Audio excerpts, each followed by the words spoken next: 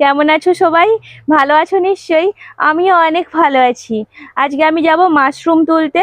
দেখলাম বাগানের এক কোণে অনেক মাশরুম হয়েছে। আজকে আমি মাশরুম তুলবো আর মাশরুমের একটা খুব সুন্দর রেসিপি বানাবো। চলো তাহলে মাশরুমটা তুলে ফেলি।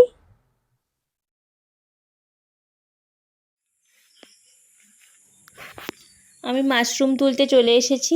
দেখো কত মাশরুম হয়েছে এইখানে।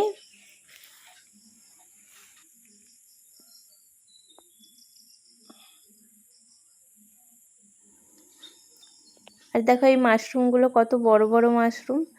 সচরাচর এই মাশরুমগুলো সবসময় দেখা যায় না।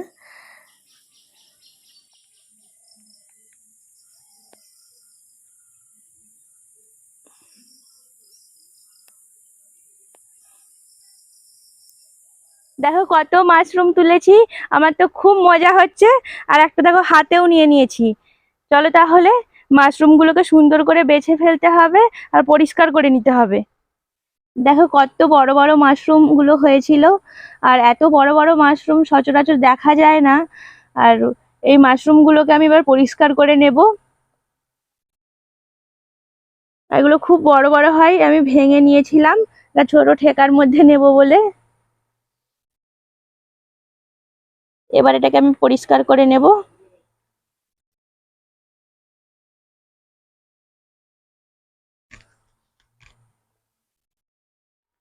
দেখো উপরের এই পাতলা আস্তরণটাকে তুলে দিতে হবে।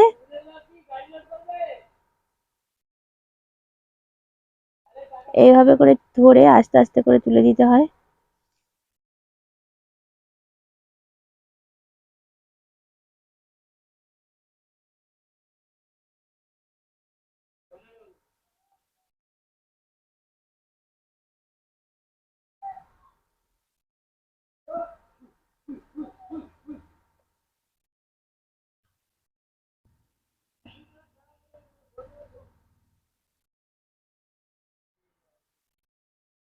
দেখো এই এর মধ্যে ভেতরে ভেতরে আমি দেখে নিচ্ছি একটা একটা করে পাপড়ি ছাড়িয়ে, কারণ কি এর ভেতরে অনেক সময় পোকাও থাকতে পারে।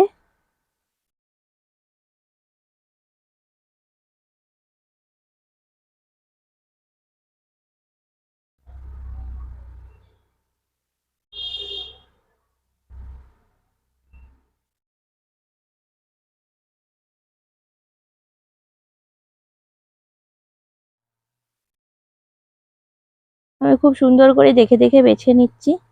এটা আমাদের এখানে গ্রাম বাংলায় খড়ের মধ্যে, খড় পচার মধ্যে হয়। খড়কে পচিয়ে অনেকে এটা চাষও করে। আর বাজারে তো ভীষণ দাম এর।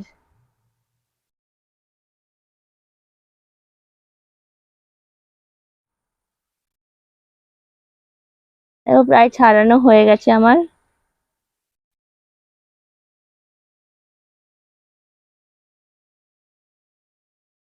এটা অনেকটা সময় নিয়ে ভালো করে ছাড়িয়ে নিতে হয়।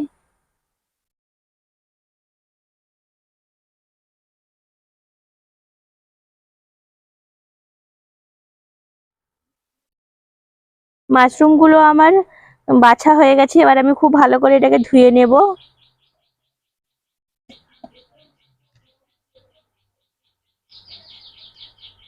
আবার আমি ঠেকার মধ্যে তুলে নিলাম।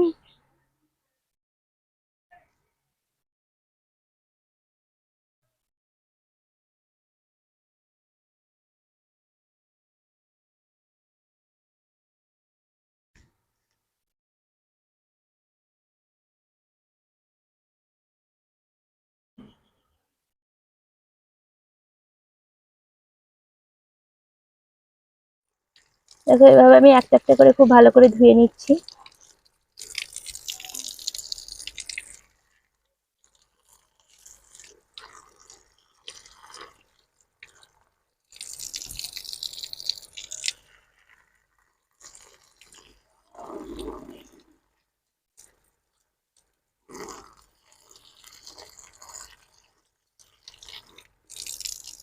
দেখো মাশরুমটা আমি ধুয়ে নিয়ে চলে এসেছি।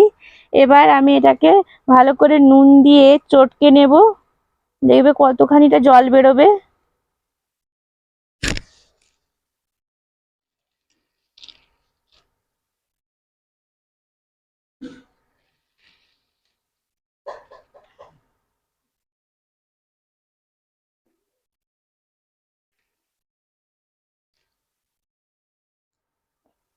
এবার আমি দিয়ে দেব লবণ, অল্প একটু হলুদের গুঁড়ো দিয়ে এটাকে খুব ভালো করে চটকে নেব।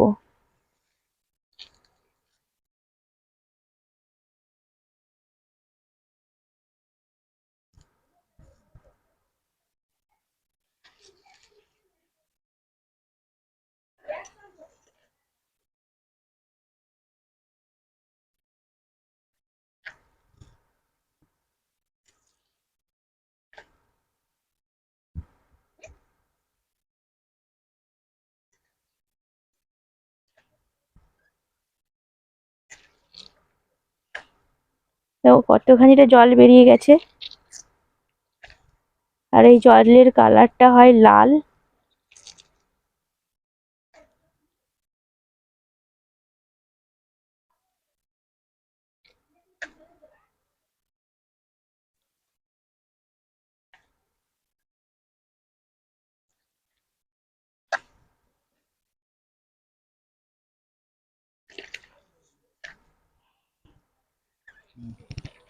দেখো আমি চটকে নিয়েছি, এবার আমি একটা ছাঁকনির মধ্যে নিয়ে নিচ্ছি। এই জলটাকে আমি নিংড়ে নেব খুব ভালো করে।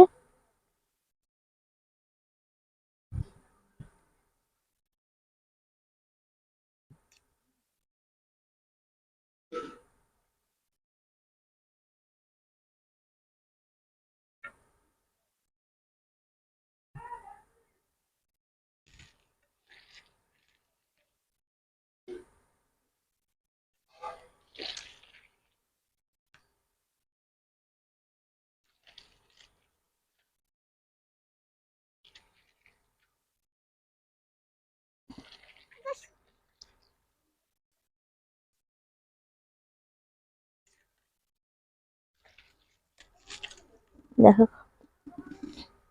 দেখো কত জল বেরিয়েছে।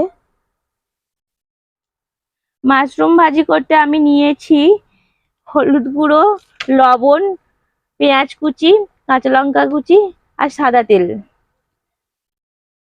উনুনে কড়াই বসিয়ে দিয়েছি, এবার আমি দিয়ে দেব সাদা তেল।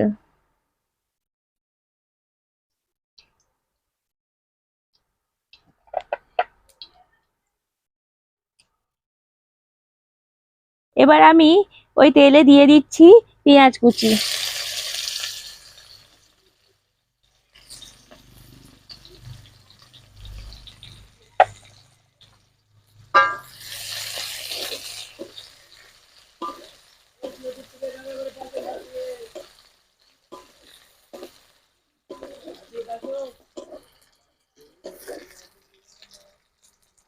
এবার আমি দিয়ে দিচ্ছি কাঁচা লঙ্কা কুচি।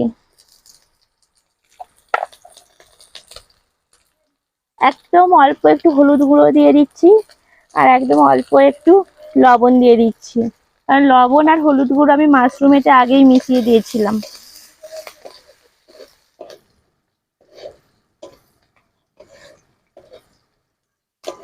অল্প একটু ভাজা ভাজা হয়ে গেছে, এবার আমি মাশরুমটা দিয়ে দিচ্ছি।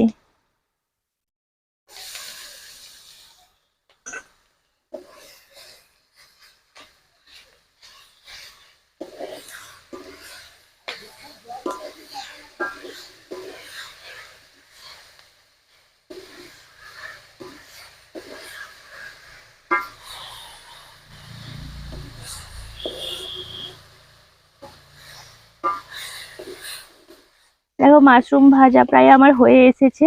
দেখো কতটা মাশরুম ছিল আর কমে গিয়ে কতটা হয়ে গেছে ভাজার পরে। কিন্তু এটা খুব সুন্দর, খুব টেস্টি হয় জানো তো। এবার আমি এটাকে তুলে নেব।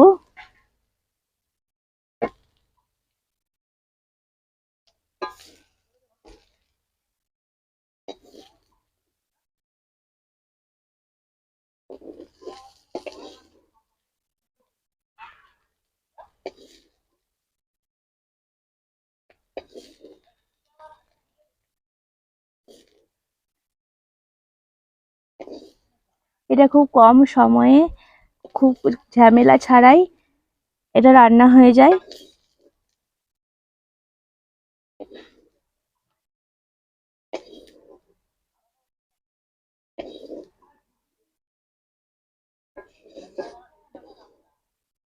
দেখো কত সুন্দর লাগছে, দেখতেও যেমন সুন্দর হয়েছে আর খেতেও খুব দুর্দান্ত হয়।